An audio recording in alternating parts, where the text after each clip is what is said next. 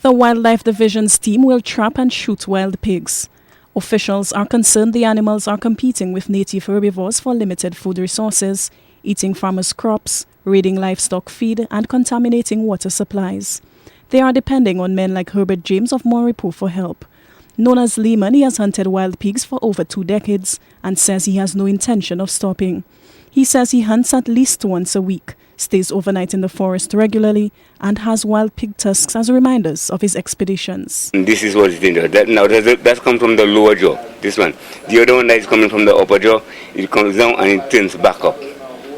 When it comes down, it turns back up. So this one is the most dangerous one. And them pigs, they doesn't bite like dogs to say pigs bite like dogs. Pigs swings. They swing their heads to you. So when they swing, and they do that, they are very sharp in that.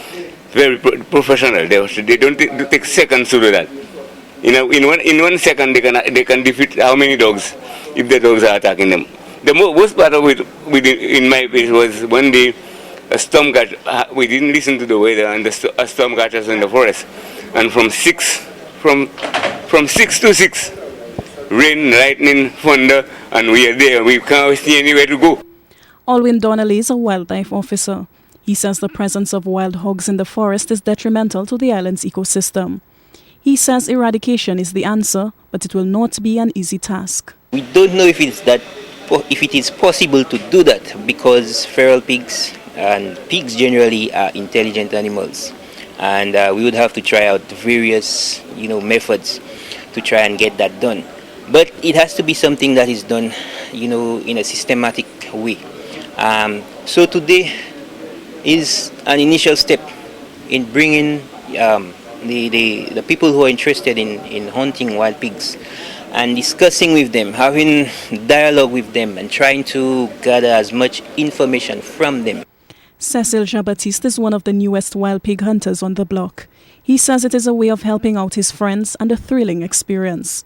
Jean-Baptiste says dogs, rope, licensed firearms, and a sense of danger are a part of every hunting escapade. You pack your backpack in the morning, your food stuff, your water, you put on your boots and your firearm and whatnot, if you have a legal firearm.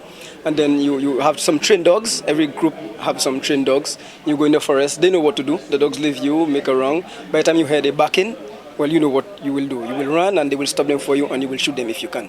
Because this is what they carry on the side too. They hurt the dogs as well.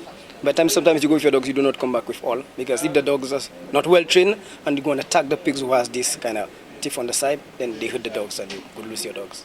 Without effective control, wild pigs can reproduce at alarming rates. Wildlife officials hope wild pig hunting will become a popular pastime here and control the undesired pig population. Alison Kentish, HTS News, Channel 4.